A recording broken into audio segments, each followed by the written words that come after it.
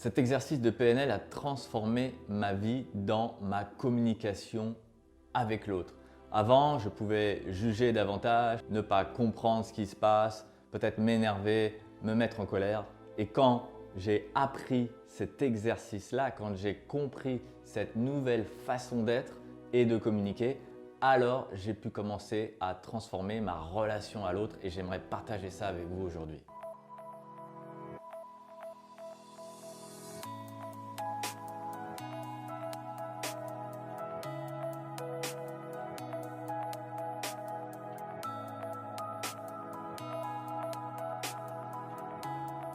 La plupart du temps, nous jugeons trop hâtivement et nous jugeons par rapport à qui nous sommes. Et le qui nous sommes, finalement, est venu de notre éducation, de notre enfance, de nos expériences, de nos parents, de nos amis, de nos managers, etc. Ceci a construit notre identité, c'est-à-dire notre façon de réagir au monde. Il faut savoir que les scientifiques prouvent aujourd'hui qu'il y a autant de réalités dans le monde qu'il y a d'individus. Qu'est-ce que ça veut dire? Ça veut dire que en tant qu'individu, je perçois quelque chose de différent de mon voisin et que c'est valable pour tous les individus sur Terre. Donc quand on pense qu'il y a une réalité, que tout le monde voit la même chose dans le monde, ressent la même chose dans le monde, ou dans un magasin, ou dans une situation, ou à la maison, eh bien non, nous ressentons et percevons des choses différentes. C'est comme si on nous disait, bah tiens, cette voiture elle est bleue, et que la personne dise, bah non, cette voiture elle est rouge, et puis d'abord c'est même pas une voiture, c'est un 4x4. Eh ben non, c'est pas un 4x4, c'est un scooter. Vous voyez, eh bien c'est un peu ça qui se passe dans notre cerveau, bien sûr, avec des proportions moindres, mais c'est exactement cela qui se passe dans notre cerveau. Nous avons tous des perceptions différentes. Mais comme je ne le sais pas, je me dis que l'autre dévie. Et si l'autre dévie, ça va créer une certaine tension. Soit, finalement, ça n'a aucune incidence sur moi et c'est pas grave, mais je pourrais quand même juger. Et si je juge, je suis dans des énergies négatives en moi, ce qui n'est pas bon. Mais ça pourrait m'énerver. On voit bien qu'en entreprise, on peut s'énerver par rapport à un collègue. On voit bien qu'à la maison, on peut s'énerver d'un comportement. On s'énerve. Pourquoi ? Eh bien, parce qu'il y a un différentiel entre qui je suis et qui est l'autre, entre le comportement que je pense normal et le comportement de l'autre. Mais le comportement de l'autre, si je me mets à la place de l'autre, il va penser aussi que son comportement est normal et que le mien est peut-être anormal. Et donc la question c'est, est-ce que je dois avoir raison absolument ou est-ce que je peux avoir une autre compréhension du monde? Et donc j'ai appris à beaucoup moins juger. Ça ne veut pas dire que je ne le fais plus, parce que je reste un être humain. Mais en tout cas, je peux reprendre à la volée ce jugement et dire non, non, ne juge pas, ça ne sert à rien puisque nous sommes tous différents et nous avons tous quelque part raison. Maintenant, ne pas juger ne veut pas dire accepter. Ce n'est pas parce que je ne juge pas que j'accepte le comportement de l'autre. Peut-être qu'il ne me convient pas. Donc, il va falloir faire un certain nombre de choses. Mais comprenez que si je sors du jugement, j'améliore une vie en premier, c'est la mienne. Donc je vous livre mon déclic. Mon déclic, ça a été quand j'ai compris que l'autre avait raison de réagir comme il réagit. Alors cette phrase peut aller très loin parce qu'on peut dire bah oui, mais comment tu peux tolérer ça? Ça ne veut pas dire que je tolère, ça veut dire que je comprends. Après, on n'est pas obligé d'accepter tous les comportements. Dans la société, il y a des règles, il y a des lois. Mais je comprends la réaction de l'autre, donc je peux l'accueillir plus en paix que précédemment. Alors maintenant, voici quelques explications quand même. Quand l'autre s'énerve ou est frustré ou est en tension, eh bien c'est déjà de se dire « il a raison d'être ainsi ». Quand je dis ça, je reconnais l'autre dans les émotions qu'il va avoir, dans les comportements qu'il va avoir. Ça veut dire que sa suite logique dans son cerveau a provoqué cette tension, par exemple cette colère. S'il se met en colère, il ne le fait pas exprès. Il se met en colère parce qu'il ressent que quelque chose n'est pas juste ou n'est pas normal, par exemple. Mais normal par rapport à quoi? Par rapport à son référentiel. Donc, quelque part, dans son cerveau, dans son être, il a raison. Il a raison, la situation change de ce à quoi il est habitué, il ne trouve pas ça normal, le corps se met, le cerveau déclenche la colère. Quel événement, quelle situation, quel fait a pu provoquer cette colère? Vous voyez, je cherche à enquêter maintenant, je cherche à comprendre, puisque c'est logique. Je cherche à comprendre, parce que si je juge, je reste sur la colère, mais je n'avance en rien dans la résolution du problème, en rien dans le raisonnement. Du coup, je ne peux pas améliorer ma communication avec l'autre. C'est une voie sans issue, c'est une impasse. Et donc, cette colère-là vient indiquer chez la personne qu'elle sort de son équilibre. Mais elle vient indiquer pour moi aussi que quelque chose la fait sortir de son équilibre. Et donc, maintenant, je vais comprendre un peu mieux cette personne.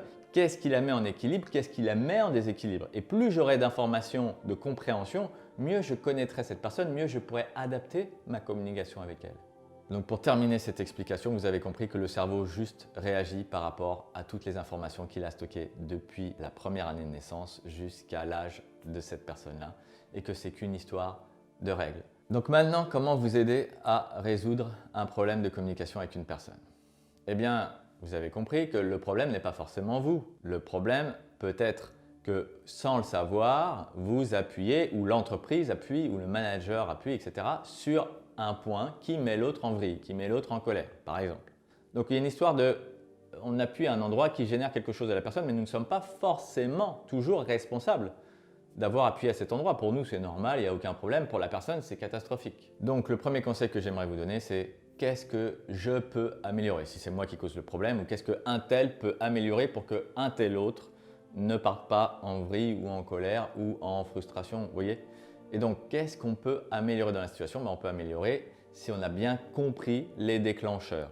Et donc, la question, c'est est-ce qu'on a un moyen de faire autrement pour ne pas déclencher cette chose-là? Ou peut-être de redonner du sens en expliquant quelle est notre intention. Je n'ai pas l'intention de te mettre en colère, je suis désolé, je voulais juste factuellement, vous voyez, on revient du factuel, factuellement ça, parce qu'on en a besoin, parce que c'est important pour l'entreprise ou c'est important pour ce projet de vie ou. Parce que moi, je peux faire des suppositions en tant qu'individu et c'est le deuxième conseil, c'est d'éviter de supposer. C'est essayer juste de demander à l'autre parce que l'autre est le mieux placé pour vous dire voilà ce qui m'a mis en vrille, voilà ce qui m'a mis en colère, voilà ce qui m'a mis en forte stress ou en forte tension. Et donc, si l'autre peut vous expliquer, vous allez comprendre. Vous, maintenant que vous avez vu cette vidéo, quelles sont les règles sous-jacentes de son cerveau?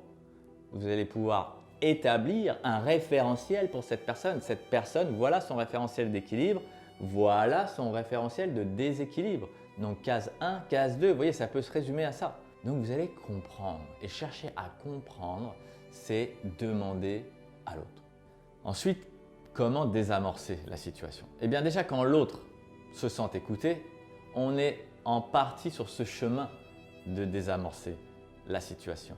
Mais le mieux encore, c'est de continuer sur cette voie-là et d'établir ensemble de nouvelles règles si elles sont possibles, d'adapter notre mode de fonctionnement pour que la personne s'y retrouve ou de lui faire comprendre et qu'elle nous fasse comprendre ce qu'elle attend, l'angle qu'on pourrait utiliser pour mieux communiquer. Et nous lui dire, bah voilà, si je dis ça, tu sais, n'a rien à voir avec toi, c'est mon éducation. Bref, que la personne puisse comprendre aussi comment vous fonctionnez. Parce que vous allez comprendre son fonctionnement, mais elle doit comprendre aussi le vôtre. Et si elle comprend mieux le vôtre, elle ne comprendra pas qu'il y a un danger à ce moment-là, mais elle aura une situation plus adoucie.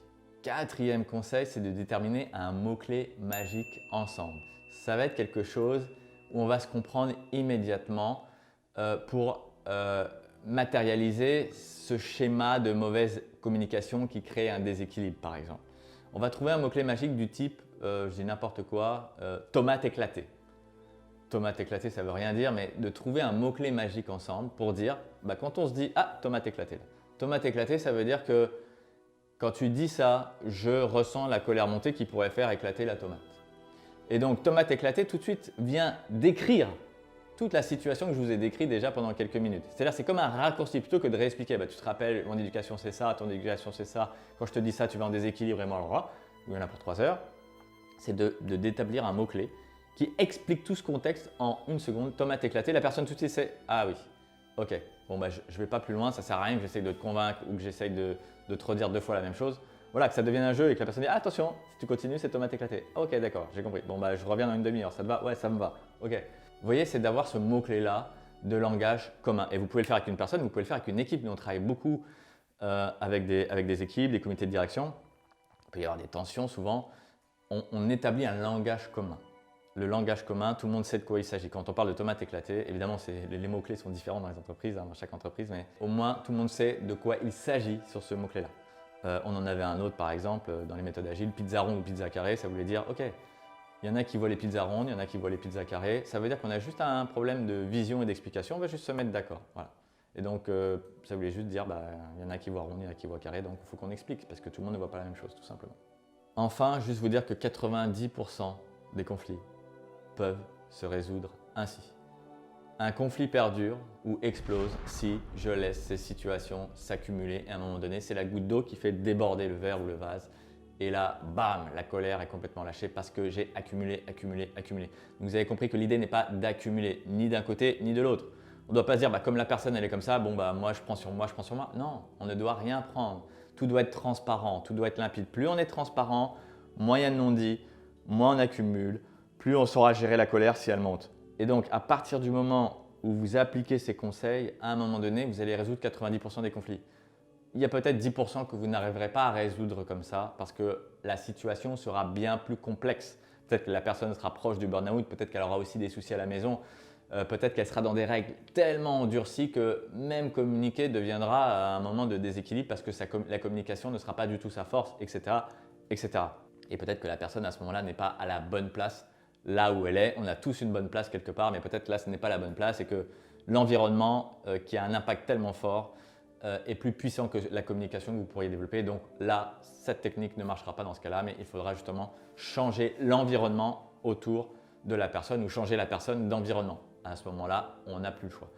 Voilà, j'espère que cette vidéo vous a apporté de la valeur, en tout cas une compréhension fine de la communication humaine, puisque la vie de tous les jours, c'est un rapport à l'autre et si on améliore notre rapport à l'autre, eh bien, on transforme sa propre vie. Si vous avez d'autres points de PNL ou d'autres techniques de communication que vous souhaitez connaître, dites-le nous en commentaire. Si vous avez des questions aussi, posez-les en commentaire. On a répondu à des milliers et des milliers et des milliers de commentaires depuis le début de la chaîne. Si vous pensez que cette vidéo aide un proche, transférez-la. C'est la générosité qui compte dans le monde.